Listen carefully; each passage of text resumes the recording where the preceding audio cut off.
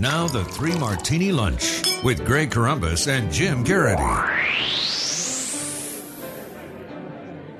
And welcome, everyone, to the Christmas Eve edition of the Three Martini Lunch, along with Jim Geraghty of National Review. I'm Greg Corombos of Radio America, and not only is it Christmas time, Jim, it's time for the very first of our 6 very special year-end awards from the Three Martini Lunch. You know, they got the Time Person of the Year, Barbara Walters' Most Fascinating People. These are the awards I think that people really, really want to win, and secretly they're devastated if they don't, at least on the ones that are positive. Yeah, and the ones who don't get it, there's a big sigh of relief you can hear for people who didn't get our bad ones. So. Exactly. Today we're looking at the most overrated, underrated, and honest political figures. So we'll start with the overrated, and Jim, my choice this year could be one that completely blows up in my face in the next 2 years, but just based on performance over the past few years, my gut says that this won't blow up in my face, and it's Hillary Clinton. Hillary Clinton in 2008 was the presumptive nominee. She crashed and burned because she thought she could put away Barack Obama early, and then when that didn't happen, she ran out of money, and by the time she knew what hit her, Barack Obama had all the momentum, ended up as the shocking nominee of the Democratic Party. Then she became Secretary of State. The big thing that, of course, she'll be remembered for is Benghazi. You've got people who are supporting her with all these person-on-the-street videos who can't name one single accomplishment that she's bringing into the 2016 race if she's going to run at all. And then, of course, she had the horrific rollout of her book tour this year where she talked about being dead broke and obfuscated on Benghazi. And it's like, seems like people are already tired of Hillary Clinton before she's even gotten going this year.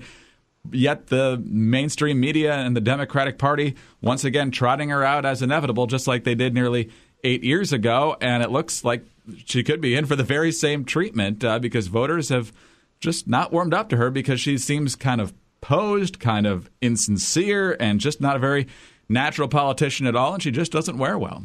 You know, that's a really good choice, Greg. I am impressed. I salute you. Because I actually feared we would have the same pick for this one. And I'm kind of surprised you didn't go with my pick, although I think Hillary ends up being a great choice. My award winner for the most overrated politician of the year, Wendy Davis. Game on. Game off. I'm going to be rather blunt with this, Greg. The idea of nominating a state lawmaker best known for filibustering to preserve late-term abortion in Texas is a stupid idea. She was stupid to run. It was stupid of Texas Democrats to think this was a good idea. It was stupid of the mainstream media to treat her as a serious contender. It was stupid of Sally Cohn to say she was going to win up against Greg Abbott. And it was stupid, all the hype around her. In retrospect, she never had a chance. No Democrat in the state of Texas beat 39%. That was a stupid strategy, Texas Democrats. You go sit in the corner. You think about what you did, you dumb party. And oh, by the way, my alternate pick would have been, had you picked Wendy Davis, would have been Allison Lundergan Grimes. Very much of that same mold of the Democratic's great rural hope. Oh, you think this state is Republican territory? Well, meet this spunky woman who's going to completely upturn knock off this established heavy Republican favorite. Oh, bull crud. None of that came to it was wish casting on the part of the mainstream media. We are enjoying laughing at that. There's absolute lack of awareness of what the actual political circumstances are in Texas and are in Kentucky. On the one hand, this is very enjoyable to watch Democrats fall flat on their face like this. On the other hand, seeing the media fall for this cycle after cycle is rather frustrating. Jim, you were down in Texas on election night. How special was it to actually be in the state while Wendy Davis crashed and burned below 40%? Actually, I'd say the next morning, the Dallas Morning News headline of just how Republicans had swept and being able to go through and realizing that obviously, Wendy Davis is going to be a terrible candidate. The question was how much would she drag down everybody else with her? And as I said, when you're losing railroad commissioner, state insurance commissioner, all those positions, you're getting shellacked in all those races. It's an indicator that Texas Democrats are in big trouble, and they were completely in denial about reality for the entire election cycle. No. Well, I did consider Wendy Davis for that award, so it's an excellent choice on your part.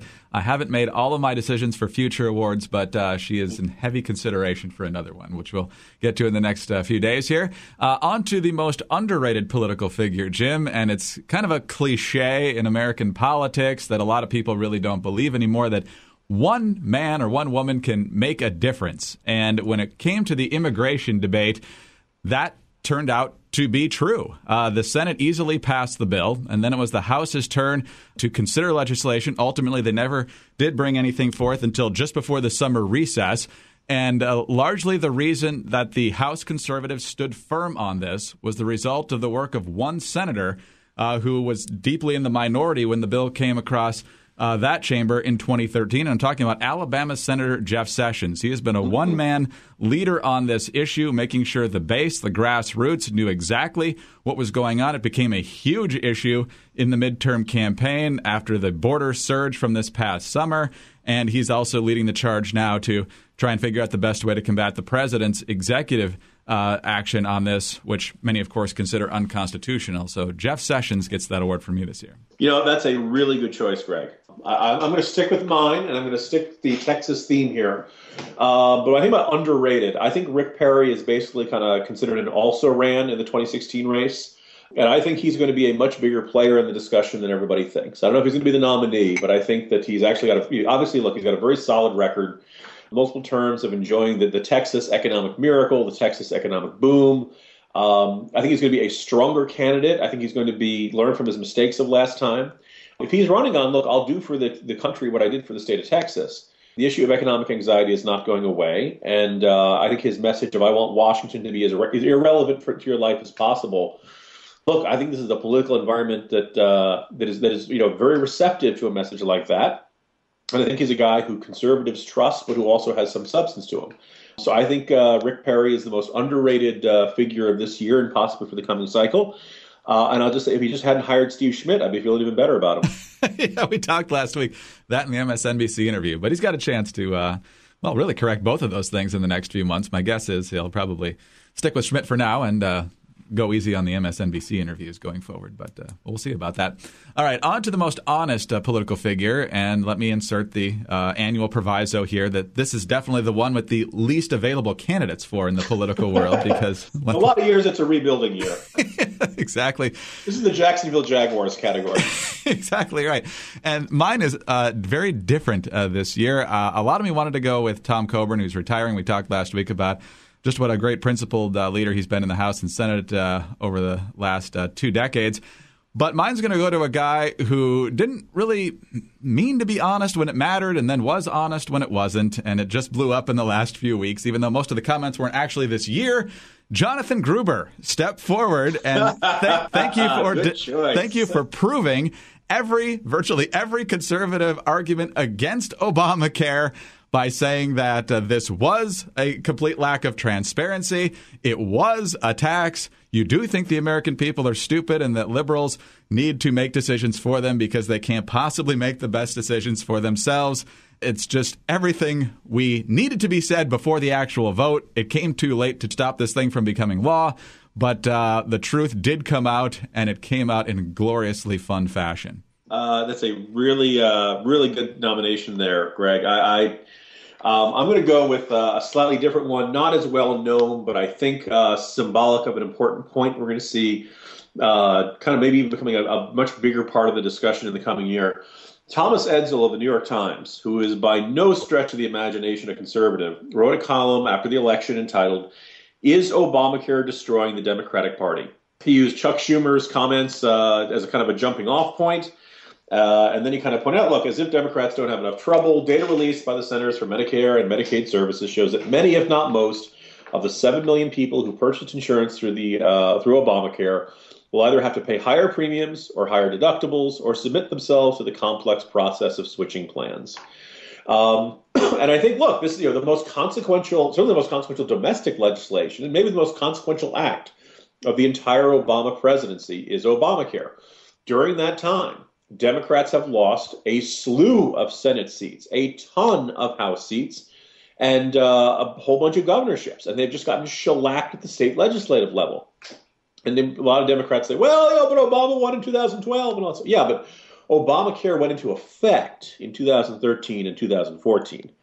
And it's still unpopular. And they just had to revise the numbers down to say, well, actually, we really didn't hit 7 million when the open enrollment period started. It was down to 6.9 million. So all of the promises about it have been broken. People are not happy with what they've got. They're not happy with their higher premiums, the higher deductibles, the higher copays. It's starting to dawn on Democrats, maybe this isn't such good legislation.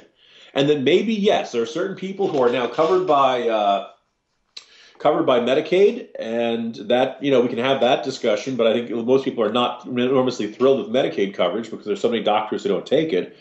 Yes, there are some people who've had pre-existing conditions who can now buy insurance, and they're probably somewhere in that 6.9 million people, and they're happy.